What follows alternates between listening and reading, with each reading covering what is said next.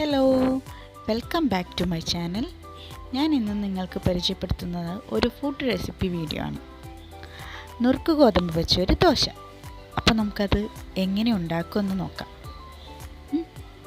ഇതിനായിട്ട് നമുക്ക് വേണ്ട സാധനങ്ങൾ നുറുക്ക് ഗോതമ്പും ഉഴുന്നുപരിപ്പുമാണ്. ഇത് ഞാൻ അളക്കാനായിട്ട് എടുത്തേണ്ട പാത്രങ്ങളാണ് കേട്ടോ. ഒരു നാഴിയും ഒരു ചെറിയൊരു ഗ്ലാസ് എടുത്തിട്ടുണ്ട് ഞാൻ. ഇതിലാണ് നുറുക്ക് ഗോതമ്പും ഉഴുന്നുപരിപ്പും ഞാൻ അളന്നിടുന്നത്. അപ്പോൾ അതിനായിട്ട് ആദ്യം നുറുക്ക് ഗോതമ്പ് എടുക്കാം. ഒരു നാഴി നിറച്ച് ഞാൻ ഗോതമ്പ് എടുത്തിട്ടുണ്ട്.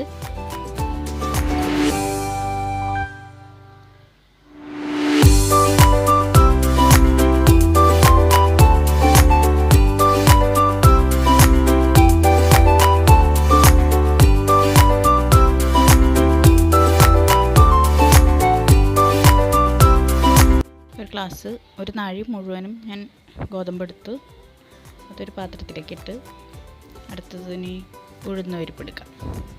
ഉഴുന്നുപരിപ്പ് ആ ചെറിയ ഗ്ലാസ്സിൽ മുഴുവനും എടുത്ത് ആ നാഴിയുടെ പകുതി ആയിട്ട് തന്നെ ഉണ്ടാവും ആ ഉഴുന്നുപരിപ്പ്. അതിൽ കുറവായാലും കുഴപ്പമൊന്നുമില്ല. ഞാനൊരു ഗ്ലാസ് ഒരു നാഴി ഗോതമ്പിന് അതിൻ്റെ പകുതിയിൽ കുറവായാലും ഉഴുന്നുപരിപ്പ് എടുക്കാം.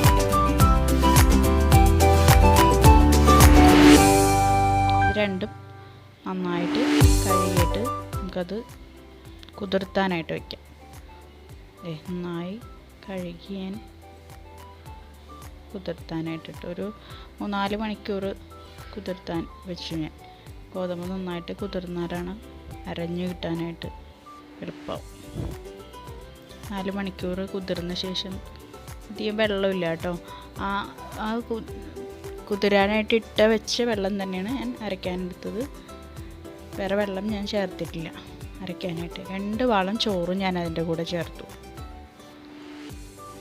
2 വാളം ചോറും അതിൻ്റെ കൂടെ ചേർത്ത്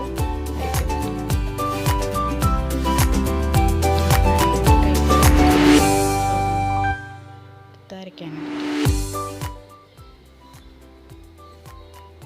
നന്നായിട്ട് അരഞ്ഞു കിട്ടി. എനിക്ക് നന്നായിട്ട് നല്ലോണം തന്നെ അരഞ്ഞ് കിട്ടിയിട്ടുണ്ട്.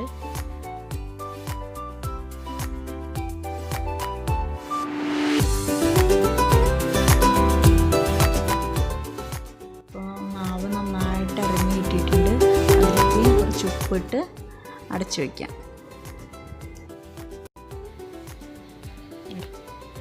നന്നായിട്ട് പുളിച്ച് വന്നിട്ടുണ്ട് മാവ്. ഇനി നമുക്ക് ദോശ ഉണ്ടാക്കാം.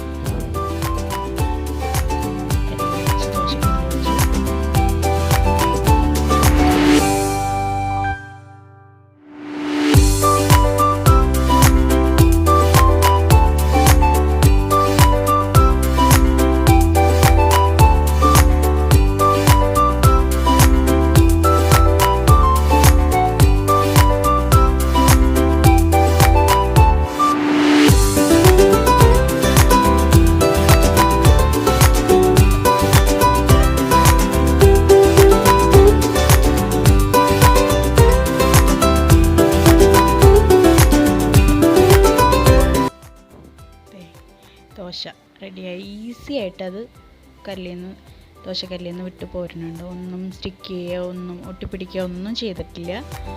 സാധാരണ ദോശ പോലെ വേറെ ഒരു ഈസിയാണ്. വളരെ ഈസി ആയിട്ട് ഉണ്ടാക്കാൻ പറ്റിയൊരു ദോശയാണ്. അപ്പോൾ നല്ല ടേസ്റ്റിയാണ്. എല്ലാവരും ട്രൈ ചെയ്യണം. Okay, bye, thank U.